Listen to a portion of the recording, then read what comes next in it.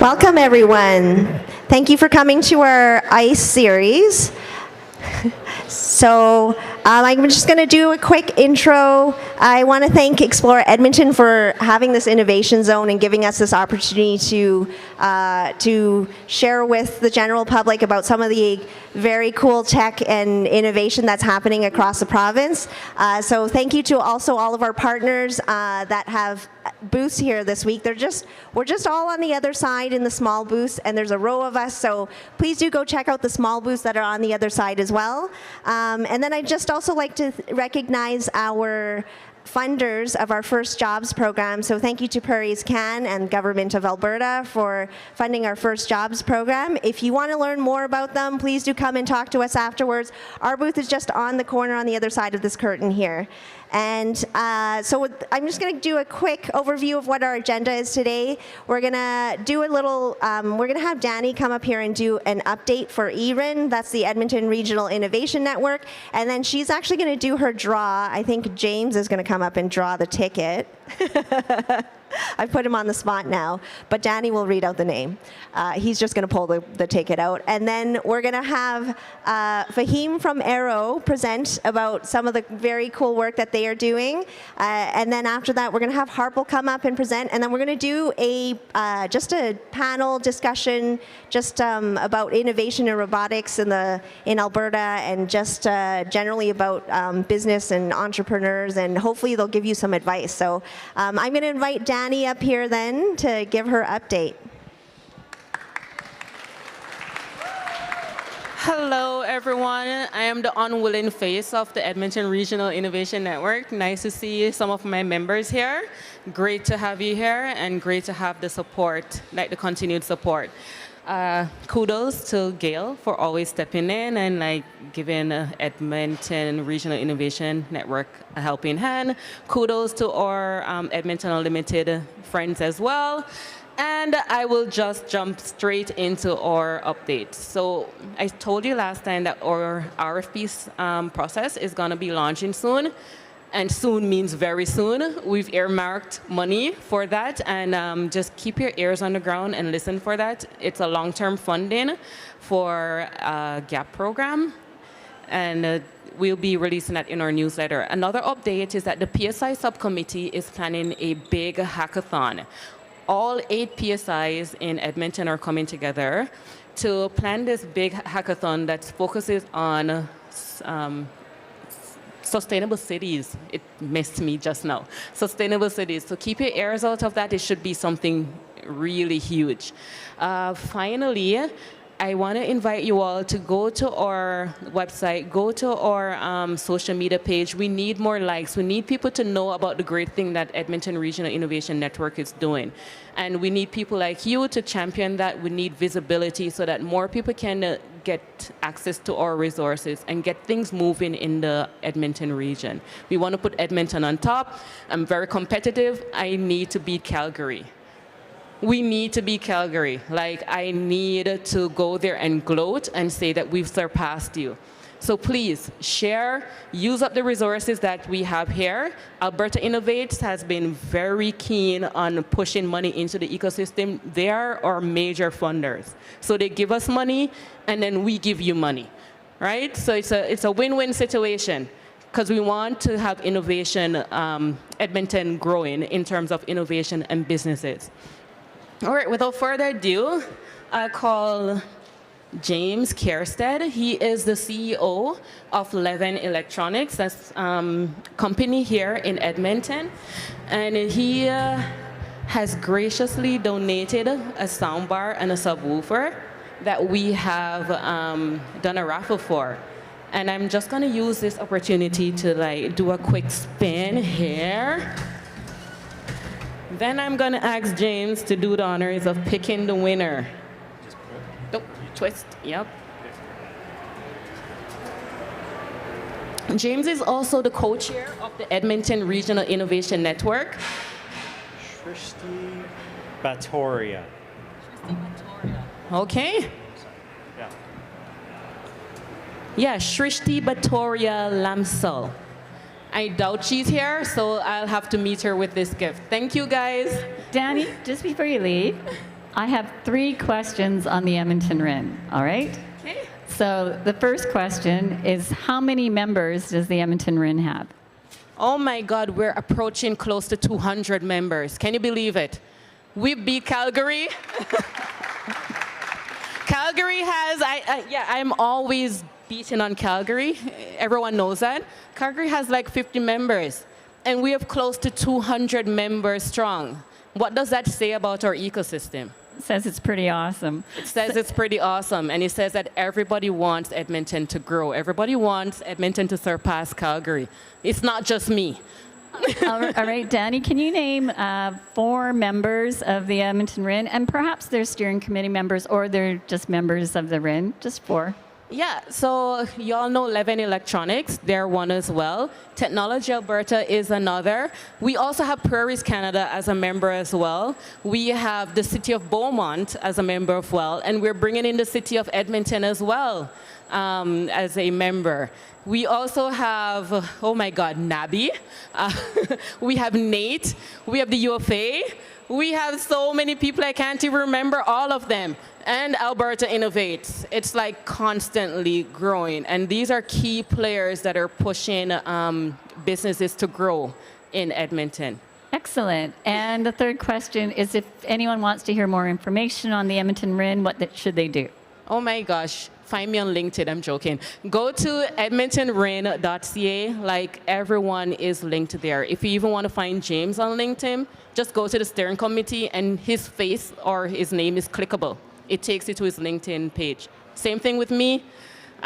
Just go on there, reach out to me, info@edmontonrin.com. I'm very accessible.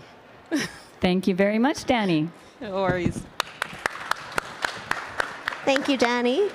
So I will invite Fahim up here to present on Aero and their very cool robots. And if you haven't seen them yet, they're just a little bit ways down this hallway here, and you can go visit them after to actually see their robots. But right now, I think he's just going to show you videos.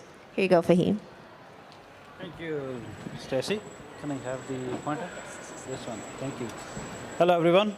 I'm Fahim from Aero, or Aero Robotic Systems, and I'm going to show you some videos, some visuals, some facts about what the robots are doing. So about 10 years back, Amazon bought Kiva Robotics, and now after 10 years, that company enabled them to launch about 500,000 robots all across their warehouses to automate their manual and repetitive and menial and various other types of tasks.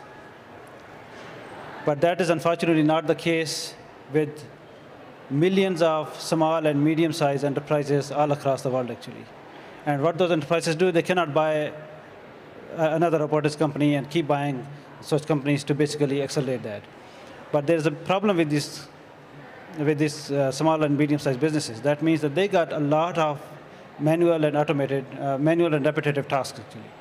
They need to, for example, in this specific case, a warehouse has to count boxes almost every day, but they can't do it. There's not enough labor. If there is labor, then they are, just because of its human nature, that they do mistakes. Inventory mistakes, really, they can accelerate to a good level.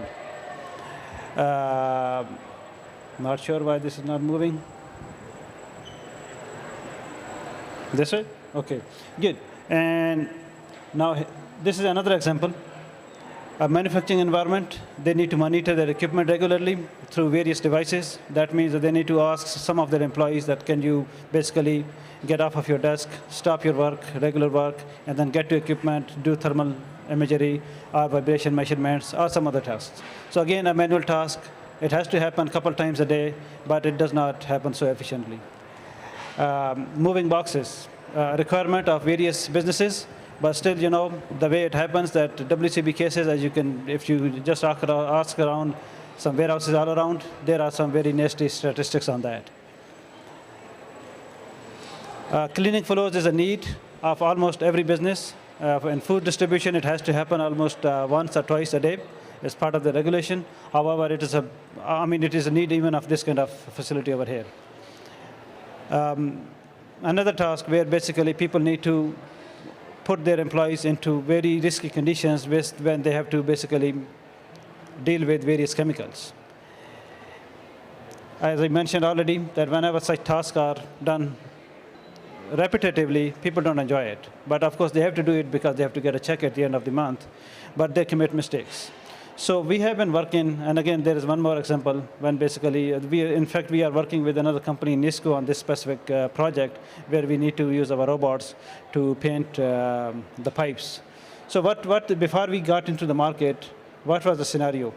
If they need to buy a robot to move boxes, then they need to buy a robot like this on the top left, which is a really great company from Denmark called MIR, Mobile Industrial Robots. If they need to do disinfection in a hospital kind of environment, then they need to buy another robot, a separate robot. It's called UVD. If they need to do picking and packing, then they need to buy one robot from Universal Robots and buy another robot from MIR, and then they need to hire someone who can basically come and combine those. And then you can imagine the level of complexity and cost they have to incur. If they need to do floor cleaning, then they need to buy one more robot now basically to clean the floors, because those other robots are not meant to clean the floors actually. So this is where we found this problem. And as I explained to you, that's what's happening. Small, medium-sized enterprises, they need to buy, if they can't buy a robotics company like Amazon did, then they need to buy multiple robots for various different tasks. And that, it costs them weeks for installation and hundreds of thousands of dollars in the budget. At Aero, we developed a single platform, which is right over there on our booth. We are demonstrating it today. That single platform can be deployed in literally 30 minutes, and it can perform various different tasks based on different attachments. And the cost, literally just 1/10 of the competition. So we want to bring affordable and accessible robotics to businesses, even like facilities like this one, warehouses, manufacturing environments, pharmaceuticals, hospitals, airports. This is our main platform. It's literally, we call it iPhone of robotics, which means just like Apple brought iPhone and other people jumped in with various applications or attachments. When it's flatbed, when it is not having any kind of attachment on it, it's good for intralogistics. Otherwise, it can be used with specific attachment. It can be used for floor cleaning. It can be used for chemical sprays, shelving. It can move literally shelves. I'll show you some visuals over here. Equipment monitoring. We'll show you one thermal camera, which we recently developed. It can approach equipment. It can basically take their optical thermal imagery. 3D profiling, here we are partnering up with another company. They're going to put a 3D scanner on our robots. Similarly, we are also looking for various different partnerships. As Harper is going to talk about his company later today, and we have an excellent partnership with them where we are literally deploying hands on our robots. And so we are totally open to develop an ecosystem where we want to develop various different attachments and technologies from other companies on our platforms. Some visuals over here. The middle one is basically an attachment which goes on our platform. It's too big, so we could not bring it over here. Roboticom, we developed it during the last 1 year. This has brought us total new types of possibilities where we can put a hand on it. The other day, we were demonstrating how to basically remove a dirty bed sheet from a bed once a patient leaves in a hospital. The same robotic arm can take a hand. It can take a thermal camera, so it can take so many different types of attachments. Chemical sprayer, literally you just mix hydrogen peroxide in water and put into this, so this guy can spray all around in a mist. Shelving, it is under development. It can take various parts from a stock room, and it can distribute throughout a manufacturing environment and a busy environment. This is an image from a local company where we are working with them. They manufacture turbines.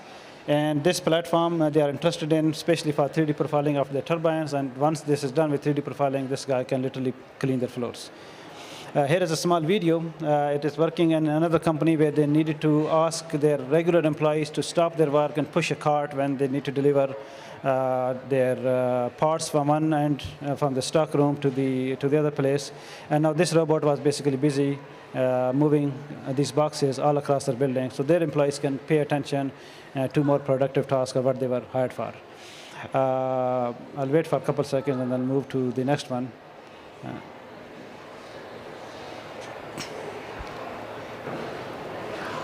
So yeah, this is another example. So here we were deploying basically a robotic arm on using a thermal camera, and this was just another place. And then We just ask the robot that you need to move around and then erect your robotic arm and then do the thermal imagery of, this was just an event. So, and then it was demonstrating that how this robotic arm can basically keep the camera. Mainly it is meant for monitoring the industrial equipment. So, and then you can see some more visuals over here. Sorry, I have to jump forward. So yeah, this is another example where another company is interested, where basically, for example, CNC manufacturers and various other types of manufacturing, when they are done with their specific part, they need to move a part from one machine to another machine. For example, in this one, this case was from a company called Hexagon. On bottom left corner, you can see a machine which does profiling of the manufactured parts. So literally, someone has to leave their work, leave their desk, and take that part from their machine once the machine is done to bring to this specific machine. And now that specific company is interested in deploying these robots so that they can basically take care of these menial and smaller tasks. So our robots work within these busy environments among humans. They don't need to be put anymore behind defenses. And they can basically be as safe as any human can be. Now, this is very important over here, that we want to be specialized in mobility, in AI-based mobility, where we are developing autonomous robots. And we are very much open for partnerships where we want to provide out-of-the-box solution to the clients. So that means that it's very important for us to establish partnerships with the local companies, especially Edmonton-based, and we have already have got some very good examples. However, we are just open to partnership just anywhere in the world, but we are preferring more the local partners. That's because within this technology, within this sector already, there are very limited companies. So we want to have various different arrangements or partnerships with companies whoever are developing compatible technologies. Another cool image, Minister Brian. He visited us some time back, and he was so much excited. So this is just to show you that at government level, there's quite a bit of excitement of what we are doing at Aero. Cool. I'm open for meetings in case if someone is interested. Otherwise, I think we would have some more discussion over here, and then we can talk more. Thank you. I hope I'm on time. Oh, yes. Thank you, Fahim. So we're going to invite Harpal up now to present about sarcomere dynamics. Great, thank you. Hello, everybody. I'm Harpal Mandaher. I'm the co-founder and CEO of Sarcomere Dynamics. We're headquartered in St. Albert, and we also have a presence at the University of British Columbia where we do all our R&D. So it's a company business right now, but we are looking for investment and expanding out. But before we get started, I will verify that I am not a robot. The purpose of this short clip, oops, it's glitching, is to show that this is not CGI. This was shot this morning, right at the end of the hallway, where we have a live demo going on of a robotic arm, robotic hand. So please drop by afterwards, see it for yourself. So what do you think of when somebody says robot? You know, what image comes to mind? Is this it? Large, bulky, heavy, as Fahim mentioned, behind cages because they're very dangerous for human beings. Or even something like that. They're very utilitarian. They don't look anything like us. They're robots, they're machines. For those of you on social media, you've probably seen a lot of this stuff already. A lot of companies around the world are building robotic systems for uses in healthcare, agriculture. Top right, these are humanoid robots, AI-enabled to interact with people on a daily basis. Bottom right, dirty jobs that need to be done, garbage sorting, recycling, picking and placing, and of course, everybody's favorite, Boston Dynamics in the middle. These robots move like us, but common theme from all these pictures is they're all missing one thing. Somebody want to take a guess? The hand, yeah. They're missing the hand. They're using what's known as the end-of-arm tool or the end effector, which are just tools. But that's the reason they don't call them hand, because they do not come anywhere close to be like the human hand. And this is a picture of a partner company we are working with out of the UK. This is teleoperations. this robot was being demonstrated in Toronto in real time with the operator in London, UK. So this is what the companies are trying to build. Robots that could do work instead of people at a greater distance away from the human operator for various reasons. Most importantly, for safety, and of course, remove people from dangerous and maybe even dull jobs. So the question is why? According to one report, by 2030, 85 million jobs will go unfilled.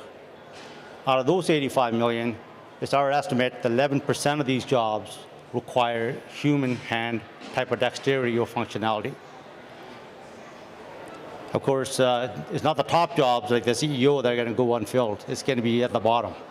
Jobs like this one here, these are dull jobs, factory floors.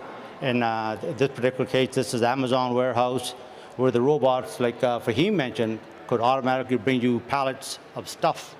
But before it gets put in a box to ship to your house, it still needs human hands to pick and place and package these packages. Or dirty jobs. This is a picture of a recycling plant in North America.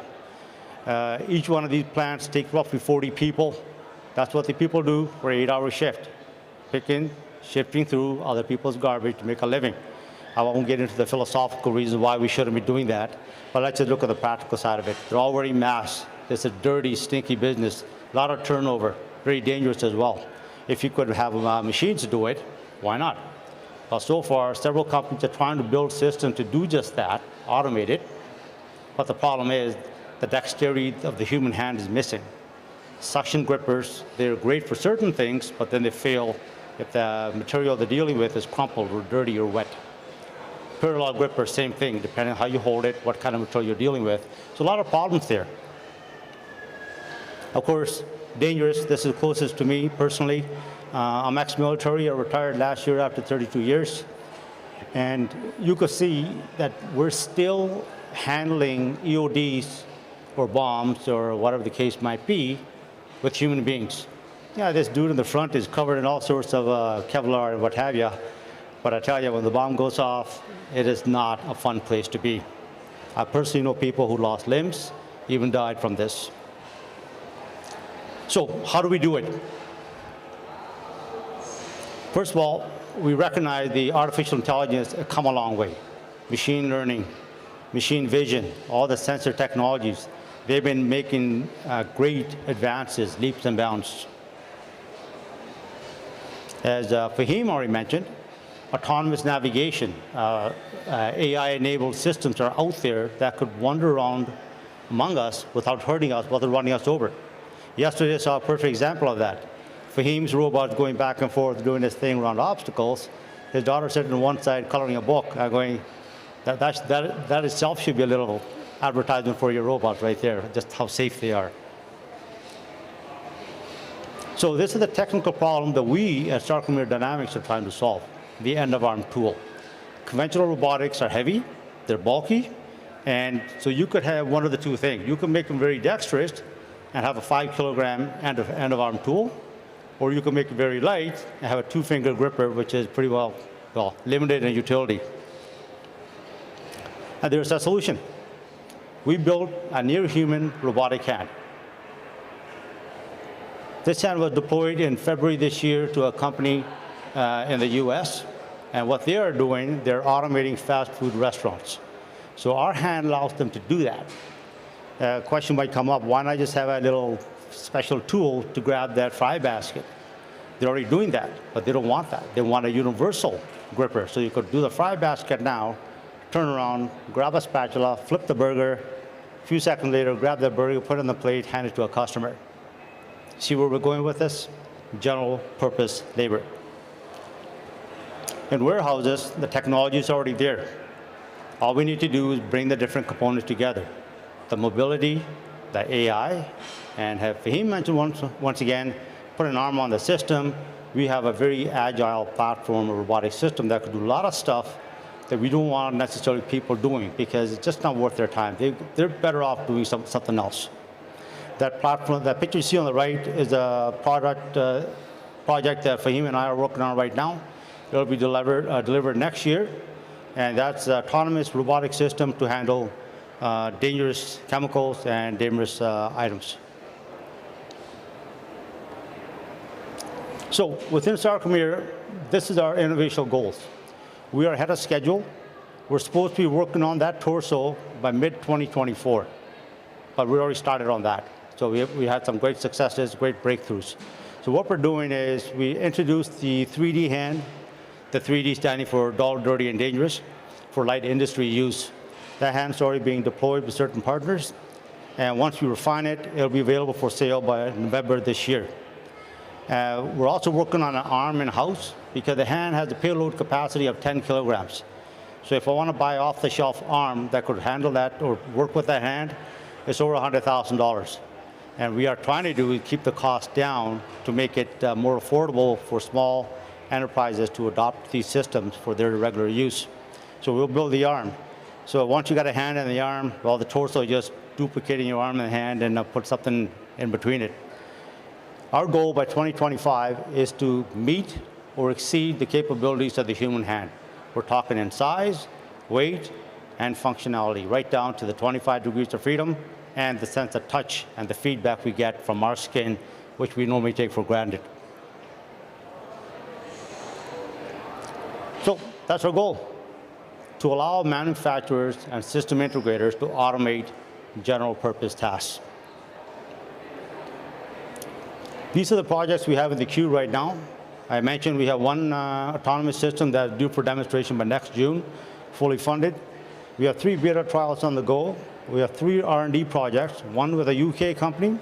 This is for the UK MOD plus nuclear decommissioning. One with a company out of Montreal, and another one in the works with a company out of Vancouver. And what we need to do is also provide 2 systems capable of doing picking and placing. So if you go to our booth later on, you can see we already done that. You can see the live demonstrations of it. There's not a lot of behind the curtain black magic going on with CGI. This is what you get. These are some of the awards and recognition we got. I'd like to point out ASDEC awards. And I'll leave you with this video. The entire stack in the middle was, actually this video was shot about 2 hours ago. The stack in the middle was put there by the robot itself. I don't want to make you watch this for 4 minutes, so I'll just show you the last piece of putting on it. I tried it myself. I got to 2.5, so I'll give you a little challenge. Come on down, try to stack these chess pieces yourself and see how it goes. And I apologize for the clunky videos. It's 4K, and it is what it is. Hope it didn't crash the system there. And that's just to show you it's not magnetized or no trickery there. That's it. I will look forward to any questions you might have, and I encourage you to come and see the team down there. Thank you. Thank you, Harpal. I'll invite Harpal and Fahim to come join us up here. Actually, no, I'm going to sit on the side. Okay. Here you go. Very good to see you. So I'll just do a quick introduction of Gail Powley here. She's the president of Technology Alberta, and so she's going to join our panel today. Gail, do you want to introduce yourself or say anything before we begin? It would be my pleasure. So pleased to be on the stage with such amazing entrepreneurs, Aztec Award winners, and community builders. And so pleased to have so many people in the audience. And some of you may remember that I like to have these ICE events and have people from the audience introduce themselves, to Stacy's dismay, because it can take a long time. But I would like to choose 3 that off the top, that we have some leading post-secondaries here, people from NATE, people from Concordia, people from Red Deer Polytechnic, but there's a scooter involved with Red Deer Polytechnic, and someone from NABI's here. Would anyone like to introduce themselves and what they're doing here at K-Days? Thank you. We have Concordia University. I'll give you.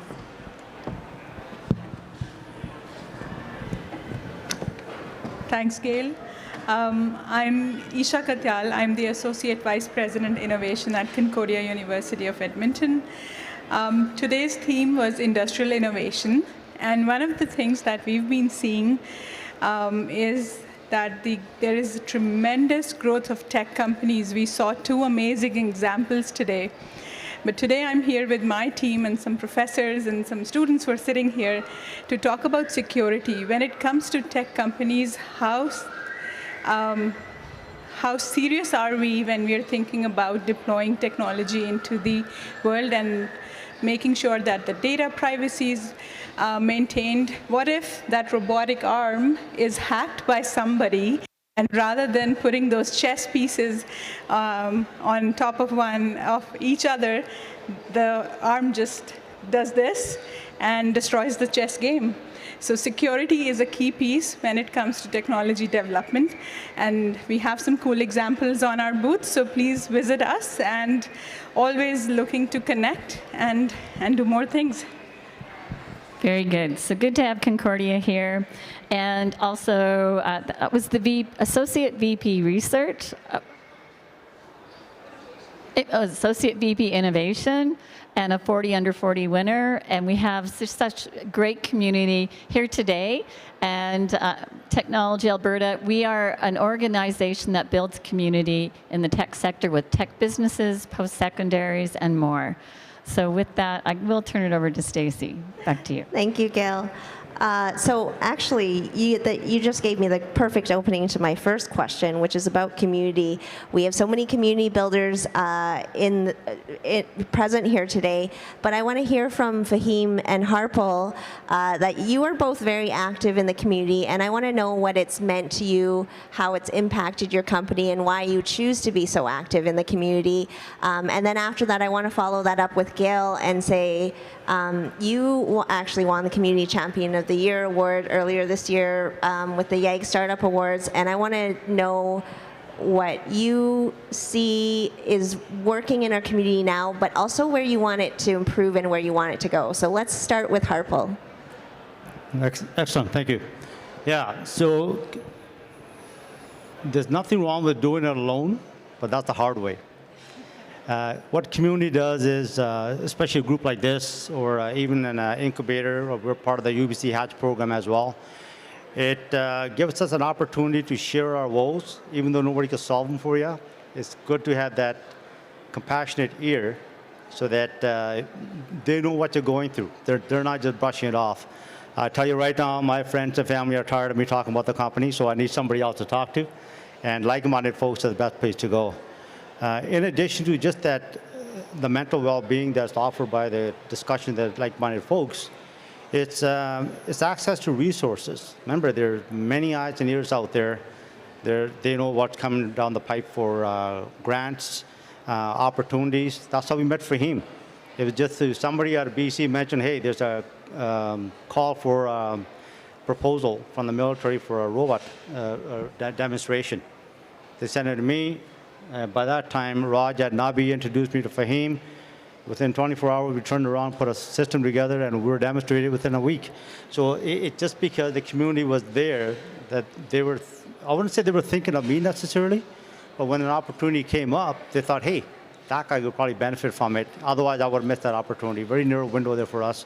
So that's the community is. Just kind of opens up your network a bit, open up your sensors so that you will not necessarily miss as many opportunities that you would otherwise going alone. That's a very cool story. Thank you. And Fahim? Yeah, so I think I have clear evidences and examples where this energetic community of Edmonton that is coming along to a good level. Like what I feel that Edmonton is relatively a smaller city in North America, if we just talk about North America. But the impact we are going to create at a global level through technology, that's going to be just huge. I feel that we are just starting up. Traditionally, most of the economy has been based on natural resources. But now even at the government level, at the military level, at the civilian level, everyone is basically so much into the tech development. Everyone sees their future into the tech, not into the traditional methods of making revenues. And the level of support which we have been getting, as Harpal mentioned, that has been huge. It is just starting up, so it has to improve a lot. For example, Technology Alberta, I really am really thankful to Gail and her team that they have been supporting us quite a lot. In fact, the first person who I hired through Technology Alberta, he is co-founder and CTO of the company. And so similarly, I'm going to include more people through their micro funds, and then that's basically a good stimulus. Alberta Innovates is there, IRAP is there. There are so many agencies who have basically realized that they need to support the innovators, the tech startups. But more than that, there are a lot more risk takers. People are ready to take risks. Unlike many other countries, there is some level of protection, some level of basically people don't go bankrupt in the street if they fail with their experiments. And that is through the community support. Through, of course, it does start at the government level, but then people do have some confidence that I have great friends around me, I have people around me who are going to support me.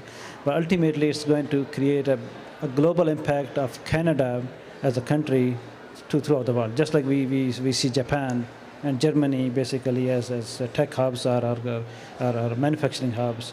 I believe that Canada as a nation is going to lead, and Edmonton is going to create a very important spot throughout the country. And just like as Harpal mentioned, that this small project, D&D, they wanted to pick, I think, 7 companies from the whole country. I think they picked 2 groups from Edmonton, actually. So out of 7, 2 are from Edmonton, and we are part of one group, and then another is from, I think, the University of Alberta. So that gave us a very good confidence that Edmonton is onto something special. That's a great success story. Gail? If I could just say a couple of words on that, in that building community is the only way our tech sector will grow, because there are hundreds, thousands of tech companies in Alberta, so many in Edmonton, but their market may not be the public, right? And they don't have infinite marketing dollars so that everyone in the public knows about them. However, if you know about 5 tech companies and you tell your friends about these 5 tech companies, then we all know about the companies that are here, and people who are looking for jobs in the tech sector, because tech is cool, right? Everything from gaming to robotics and more. Then this community knowledge will help grow these companies and will help grow Edmonton and Alberta to be have a strong tech sector. So building community grows the tech sector, and we need every one of you to make a difference. Thank you. And just to build on that a little bit, you touched on word of mouth there, but also for events like this, we've been asked a lot of times why we chose to come to K-Days, because this isn't really necessarily our audience, but one of the main reasons why we decided to be a part of this event is because we think it's important to let the general public know about just all the cool stuff that's happening in the province. And you might not talk to everybody that walks by your booth. You might only talk to 1 out of every 10 10 people that walk by. But that's another person that you've reached, that you've told about something cool that's happening here. And that's why we brought in a bunch of our partner companies. So Gail, I'll just go back to you then. And I'd like to hear you talk a little bit about where you'd like to see our community go. Like, what is your goal in 5 years, 10 years, whether you're still with Technology Alberta or not? You've been in this industry for a long time, and and you've been such a key person in helping to develop the community that's here. So I'd like to hear what's your vision for 5 or 10 years down the road? I want everyone to have the confidence that our companies are world class. I graduated from U of A with an engineering degree. I've lived in Calgary, Vancouver, Toronto. In Toronto, I was part of a 5-person company that became world class with 20 people. So it doesn't take a large organization to make a huge difference. It takes the confidence that you can do it.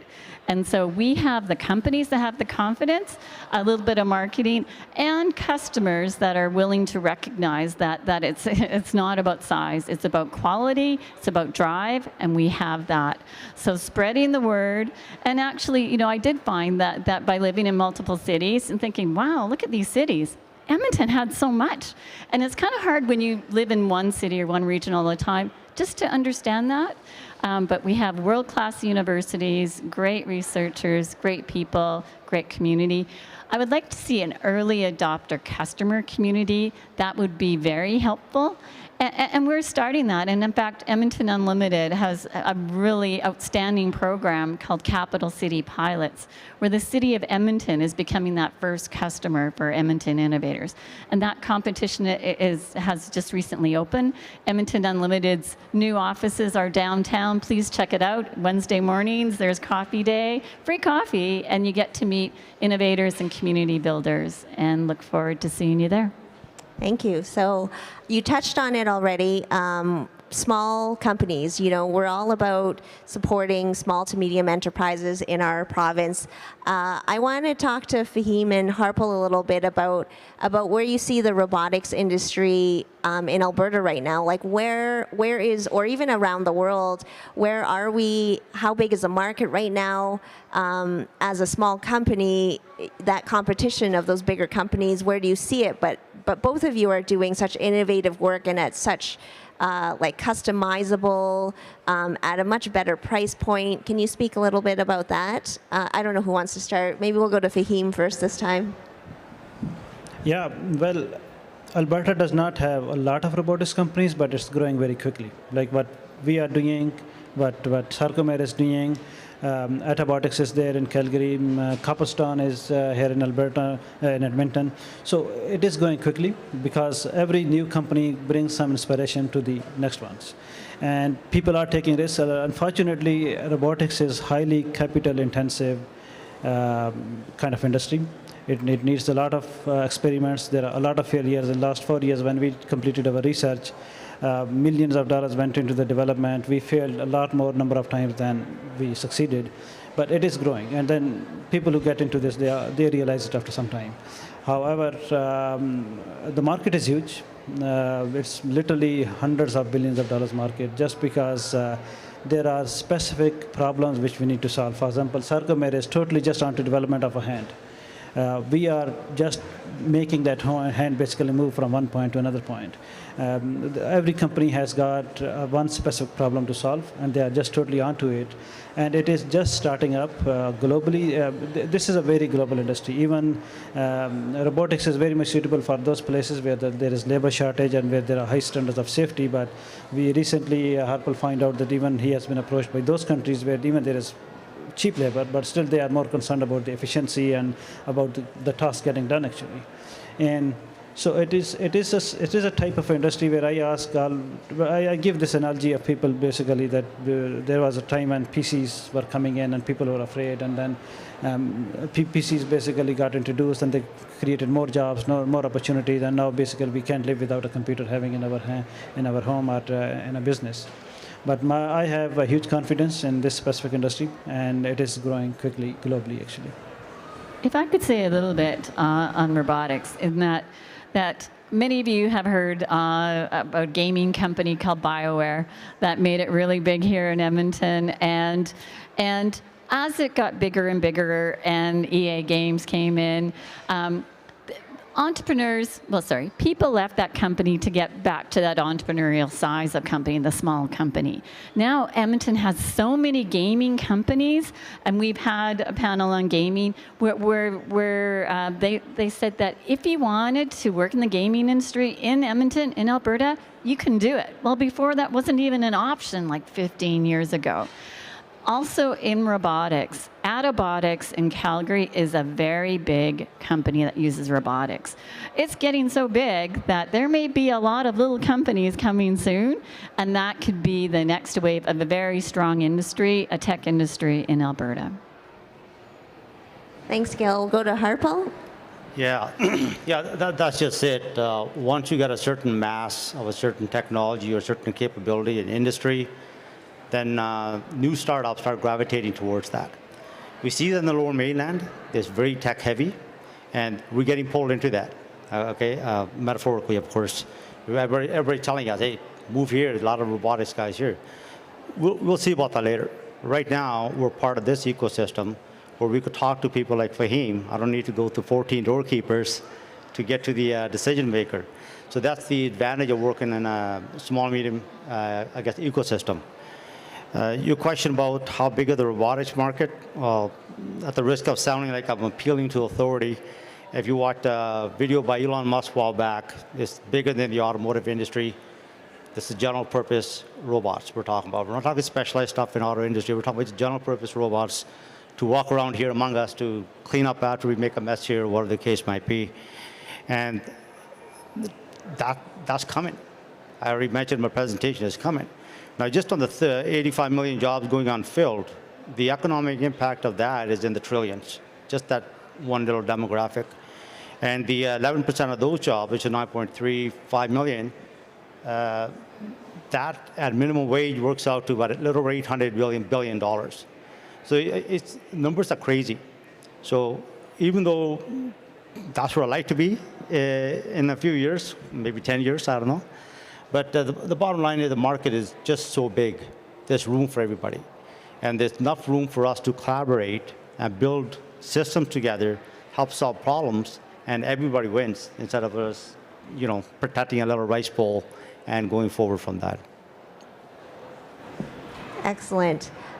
So you mentioned being a small business, being able to work more closely with each other. Can you talk a little bit more about the partnerships that you have and how you build them and why they're so important to you, even like the one that you have with each other? Right. So the partnership that we formed with Fahim was, again, purely out of necessity. Fahim, no offense, he had the platform. But once the platform got to a destination, it couldn't do anything. And we could do something, but we need somebody to piggyback us there. So of course it was a match, natural match. So that's how we came together, of course, recommended by the director of NABI.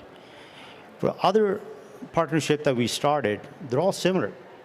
These are other startups with some very cool, some very cutting edge technology, like a company I mentioned out of the UK that could do zero latency, real-time teleoperations from across the world.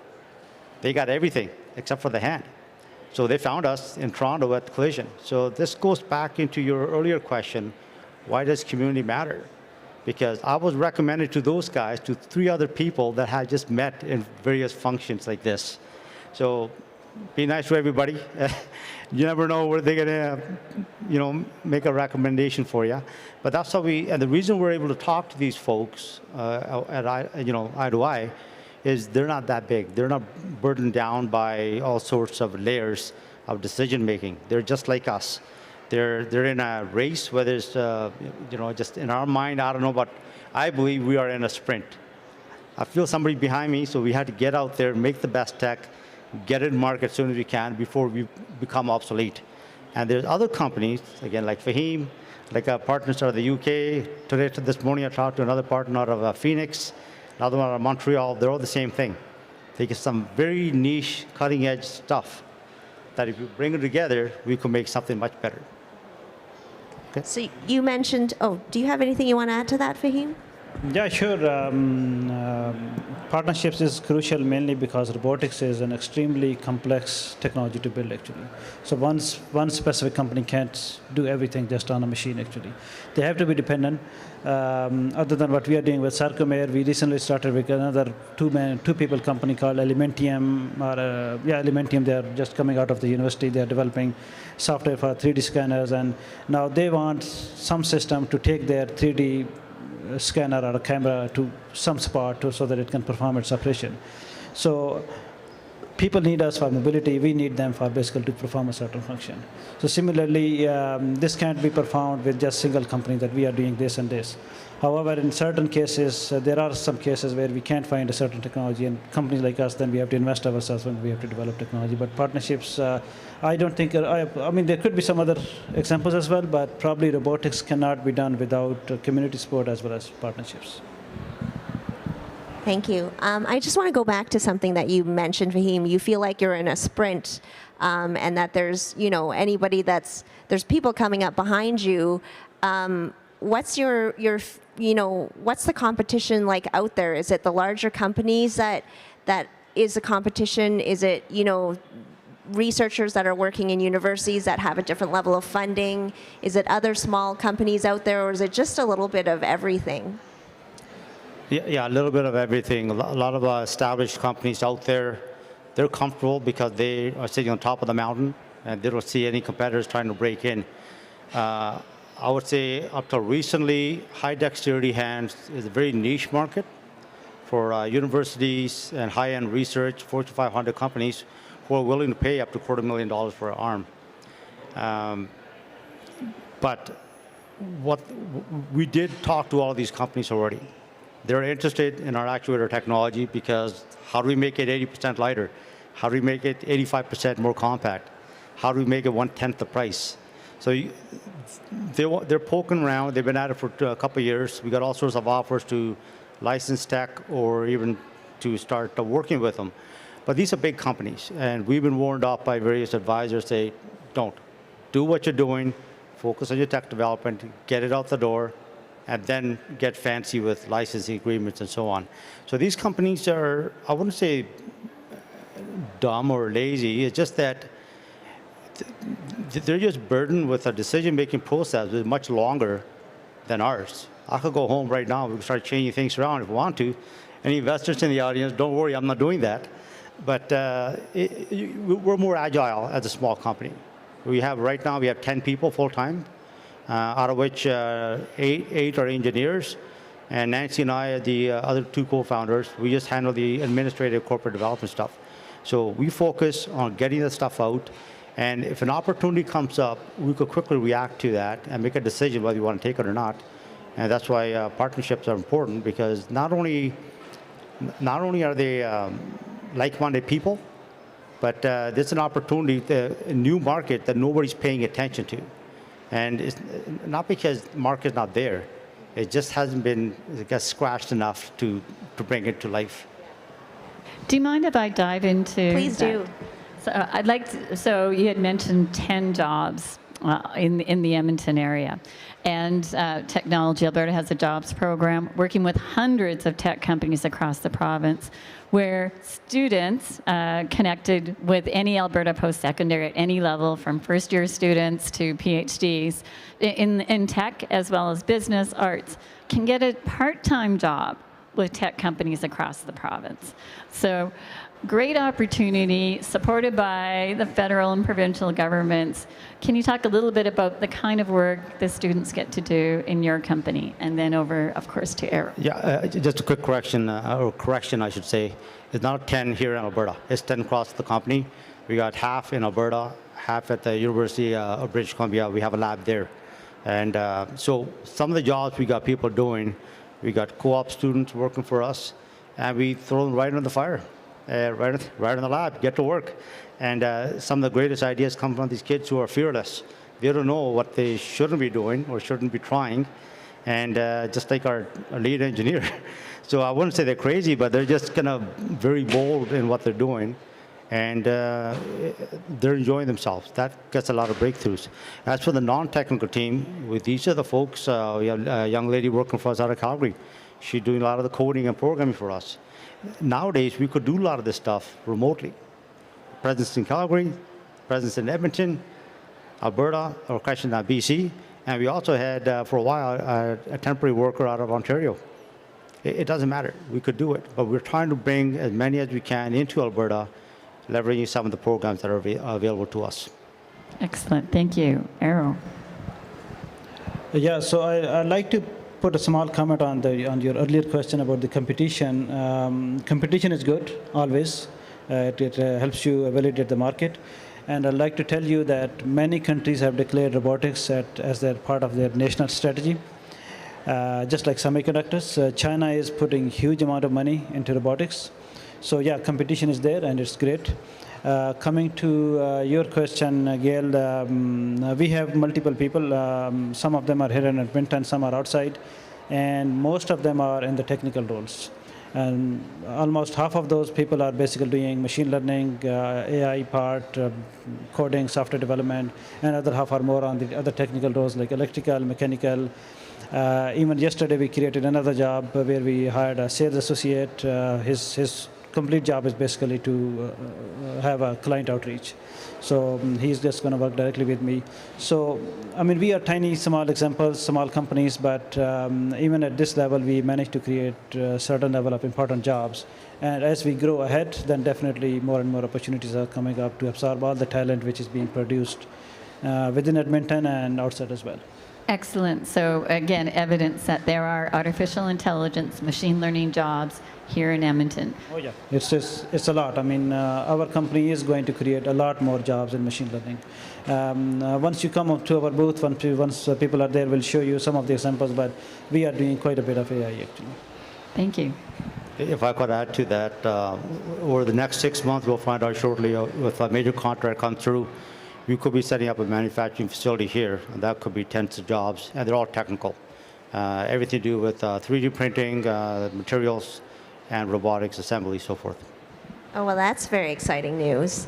I just want to go back a little bit to the small business versus large company, and I want to ask you, Gail, what sort of advice, maybe 2 or 3 pieces of key advice that you'd want to give to entrepreneurs and small companies that are starting up or operating in Alberta? To get more business or to grow in general, right? To grow, it's certainly grow your networks, right? Because it's not only what you know, but it's who knows you and what you're looking for. And in fact, there are many groups, community groups, like something called the Rainforest, where we do go around the room and we ask, what can you give and what do you need? Because the more people know what you need, like you're looking for an engineer, you're looking for a business person, you're looking for a salesperson, the more that people want to help others and really find you very interesting. These tech companies are very interesting. Help them understand what you're looking for and even what your value proposition is, right? So often people don't mention the company's name, or the company's name is a little bit confusing, but to say that we're 11 Electronics and we have switches, wireless switches, that's interesting. No wires required in your house, cost, that's pretty cool. So help them understand what you do so that they can help grow that industry here in Alberta. Thank you, Gail. So I want to get just a little bit technical here. I want to talk, so actually, 20 years ago, I was part of the autonomous robotic vehicle project at the U of A. I know nothing about it now. I've been too far out of it. But I remember when I was working on it, that having sensors and all these other pieces, like I was part of the team that built the chassis. You rely on so many other technologies in order to build your robots. What can you say about, some of the other areas like sensors or where AI is and software, how the growth in those areas has impacted where robots are today and maybe where it needs to go, if you have any thoughts on that? I'll go to either of you. Sure, I'll go start with that. Yeah, this goes back to the earlier point we had about bringing in partners from different areas. We're talking to a company out of Australia, of all places. They got the latest in sensor technology. It's allow you to sense not just the sense of touch, but also heat, texture, whether something's slipping or not. And the other companies like that as well. One in California, a professor out of Vancouver, and also one out here at University of Alberta. They're all working on different variations of it. But I think we're too early in the development of the sensor technology to pick one. So it's in our best interest to put them part of our network and be on the regular distribution list on updates and try samples as they come along. So all that stuff is there, and we have to go find it. This goes back to the community and the network piece, right? Fahim knows a couple of sensor guys. He sends them my way, and whatever I know that's useful for him, I'll make sure he gets it. And Gail, getting your point about for startups there, I would say the best place to start is a small group like this, whether it's at NABI or is Alberta Innovates or Alberta Innovates. Get in there, get your hand up, get your label up, let people know that you exist, and then I'll start working from there to snowball and give you what you want. As far as the technology goes, until recently, it's almost under a year now, I did not know ARO existed and that other robotics company were in Edmonton. I wouldn't say that's a failure in promotion. It's just that we, especially as the smaller company with startups, we got our head down day to day, trying to stay alive. We don't focus on promotion, right? We're not Coca-Cola. We're not going to have commercials every 10 minutes on TV. We're not there yet. But this is something we have to do. And I think the best way to do it is start talking to people. Attend these soirees, attend the social opportunities you get. Let people know you exist. And the rest will slowly start picking up momentum afterwards. Now, just a little bit before we turn it to Fahim, but Technology Alberta, we can't only choose a couple of taglines there, so building community we focused on, but raising the visibility of Alberta's tech companies is what we do as well. So we started off as largely a volunteer organization. We have some funding now with our jobs program to help students get jobs in these great tech companies, but we also have a weekly newsletter where we feature 10 tech companies that are currently hiring in Alberta every week. And we have a company directory that have hundreds of tech companies that have been recently hiring. If you Google Alberta tech companies, you'll find Technology Alberta's directory being the top non-sponsored link. So please do check out all these great companies. They're so interesting. There are so many opportunities. And that's how we help raise their visibility. And by you knowing more about them, you can help raise their visibility too. So yeah, coming to your original question of the sensors, a robot is a highly complex machine. It contains so many different sensors which are coming from so many different companies. And integrators like us, we need to understand basically each and every sensor, where it's coming from, how is the supply chain. And multiple times it happens that what you want is not available. So then basically we have to think about how to meet the demand. If I give you an example, 8, 9, 10 months back, when we started looking for a thermal camera, we wanted to put on our robotic arm, and we wanted to basically analyze the thermal heat levels of different equipment. And we found out that all of the cameras are made for humans. Like they are made for basically you need to put on a couple of buttons, we need to click on those, you need to look on the quality of the image, and literally we could not find any camera which was made specifically for robots. So then I gave this challenge to my team, and it took us some time, but we developed our own thermal camera. Once we did it, then we thought, oh, now we can combine other sensors into that package. And finally, it became a full package which can basically monitor industrial equipment. So just because no other company was there who could develop that specific sensor. However, just like humans, robots also need a lot of sensors. They have to be available in a way that semiconductor market has been basically in a shock. Various other supply chains have been affected. Once that happens, the last company or the integrator, they also get impacted as well. So we need to be basically agile, as Harpal mentioned. We need to be robust in a way that if one supply chain is not very well, then we can basically use the others. But yeah, robots is one of the examples which are full of sensors. Like our robot, what you see over there, it has got 25 sensors internally, which is just monitoring its own health, and it has got over 20 sensors outside, which are just basically looking at the environmental around it. And as we grow, we're going to add more and more of those capabilities, and that is totally coming off what is available in the market. Like what is Sarcomer is doing, what is someone else is doing, so that we analyze that and we just basically bring it on our platform. I'd like to add though, Stacy, you're exactly right. The sensors are so important. And U of A does a lot in the sensor space. Innotech does a lot in the sensor space. Nate does a lot in the sensor space. So there's a wealth of knowledge, a wealth of need. And so there's different ways to work with our post-secondaries and our research institutes to actually help further that, as well as work with the companies in that space that have more mature products. And in addition to AI and ML and software that's being developed here, do you want to speak a little bit on how that has impacted the development of your robots, or where you see it going as AI grows? And yeah, I was at a tech conference in the UK a couple of weeks back, and AI is making some tremendous progress, to the point where some mechanical engineers and roboticists have managed to put AI into robotic systems. So you no longer just talk to, Alexis or Siri, I don't want to send your phones off here. You no longer just talk to Siri and get a verbal command back. You actually get a physical reaction. i.e. pick something up or deliver something to you. That's the level where the AI piece is going.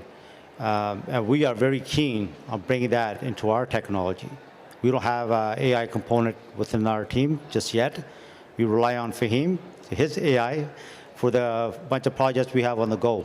But as we get into more mobile, more agile systems, bipedal, for example, or quadrupeds, with our arms and hands on it. I don't know what a quadruped with a pair of arms is going to look like, but it'll be quite scary. But as we get into more agile systems, we will need that AI. Where it comes from, that's to be determined. But a lot of companies are working on it. Some of the companies we are in talks with already. Some of the companies we're already working with. Remember, we just provide the hardware of the hand.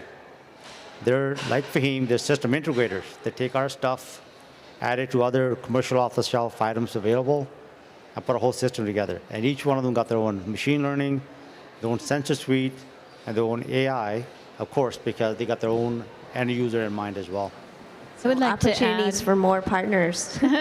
well, and of course, University of Alberta has been a world leader in artificial intelligence, machine learning, and reinforcement learning. And that's where Amy came from. So Amy's building downtown Edmonton, and they actually work not only on the research, but they actually work with companies to help them understand the fit and actually help move them forward in this space. So if I add into this, machine learning is a highly important area for us, being a platform company which has to move. The platform has to move through complex environments. It has to recognize the environment around it. It needs to collect a lot of data, whether it's visual or the other form, and it needs to learn from data so that it does not do the same mistake again. So that's super important on our platform side. On the client side, there are so many different problems which industry wants to solve through smarter ways.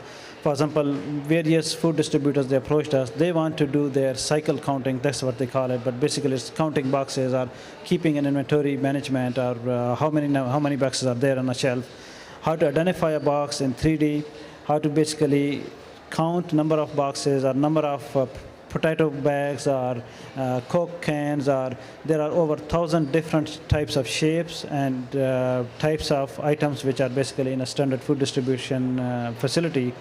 So this is where we are using machine learning to identify those different objects. That's just one example.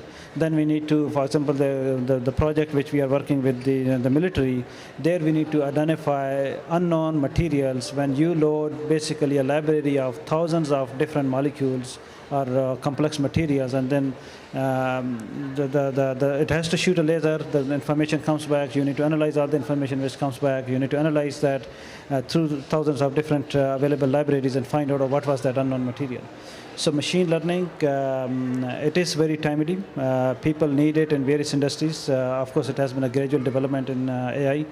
However, it is coming along very good, and being a robotics company, it is super critical for us. I would have to mention just a world-leading company here in Edmonton called Elta ML, where ML stands for machine learning. And their offices are Edmonton, Calgary, Toronto, and beyond. And they're doing an amazing job as a company that has many PhDs, many knowledgeable people on how to apply machine learning for value, and they're working with government, they're working with large oil companies, they are working for this adoption and integration understanding of machine learning in the real world.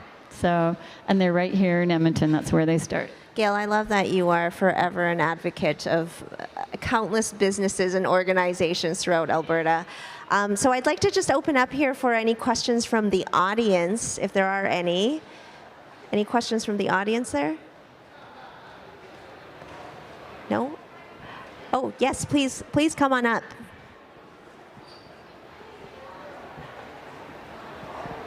Hi, my name is George Nassar. I work with EPCOR, and I see actually lots of bright future for robotics in utilities like power, etc., because there are lots of dangerous jobs that are there.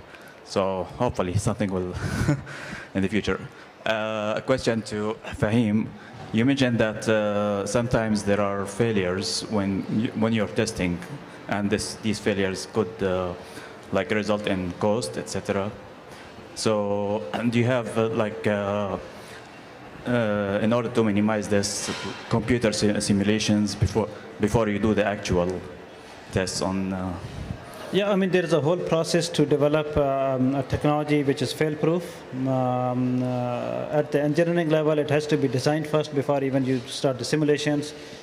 In certain cases, for example, if we are working with some system which is producing a lot of heat, or it has to go through some vibrations, or there's a specific resonance which may fail it, we have to simulate it. After that, we develop first prototype, and there are so many different various versions of prototypes. Just at the platform level, which is a bigger machine, we developed more than 5 different generations, and then we came to the level that now it is basically working, which can be taken around. And so once we follow that strict engineering process, those failures can be minimized to a big level, actually. And however, if we are just thinking that we develop a toy and then take it to the public, and then that's not the right way, actually.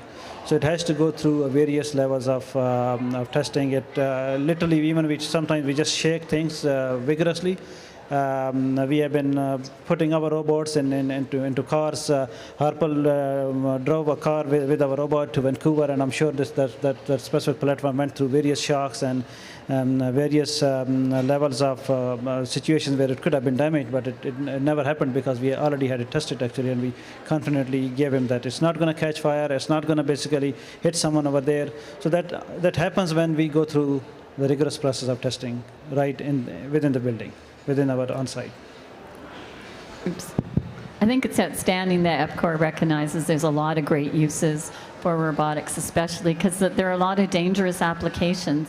And where people currently are there, obviously robotics. Copperstone Technologies is one where it's working in the oil sands to get toxic samples right in the bottom of a tailings pond, and it's using robotics instead. So that's a company that has a technology that's useful in an oil and gas space that can be useful in so many different spaces. So Copperstone Technologies is someone you should look into. Thank you. Awesome. Thanks a lot. Thank you.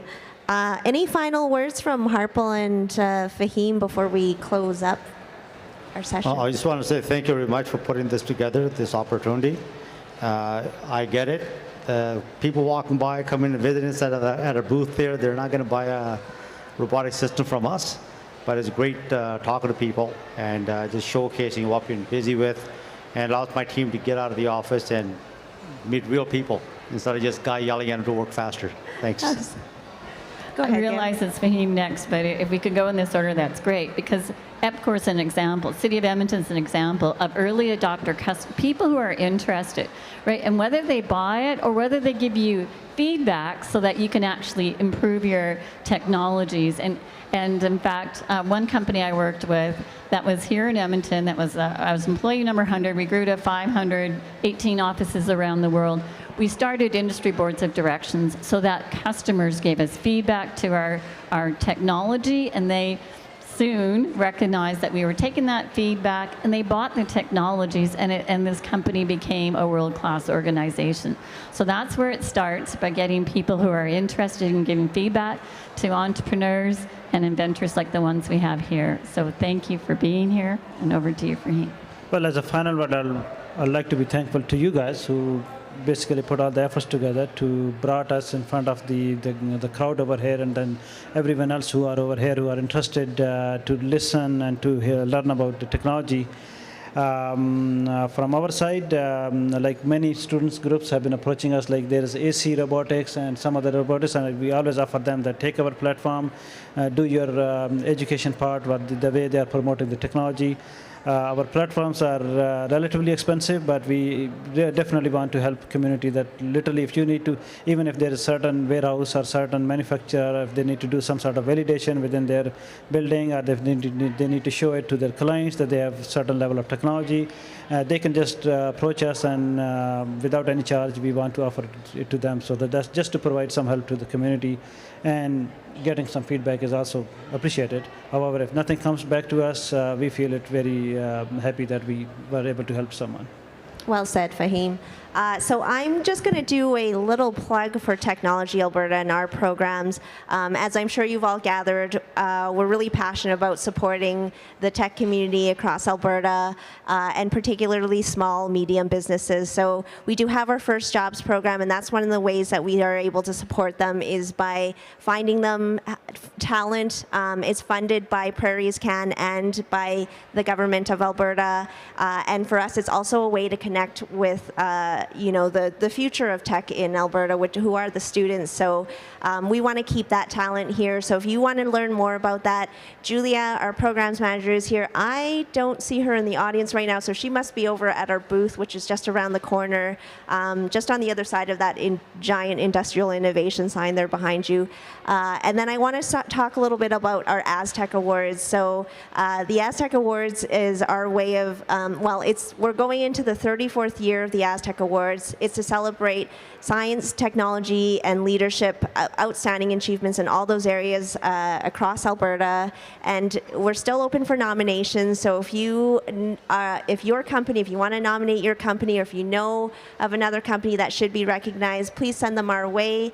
Our nominations are open until August 15th. Do you have anything to add to that, Gail?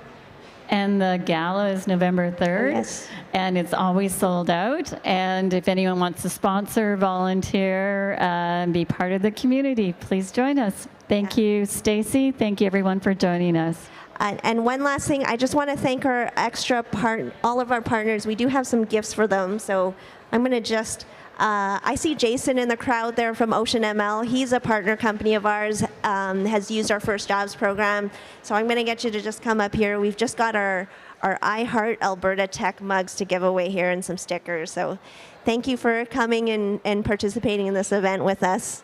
I don't know if is Wilson Analytical in the crowd there? It might be at their booth. Okay, and they're Ocean probably at ML their has a booth too, so please go by and visit them afterwards. I've got a mug for you here, Fahim. It looks heavy. There's something important over there. Thank you. So please stick around. We're hoping to, we do have, I think, the Oasis tent, but I would recommend that you actually just go over to where Aero and Sarkomir are set up and go check out their robots and their demos that they're doing in person. Please stick around. Come speak to us if you have any questions about our programs, and thank you, everyone, for coming.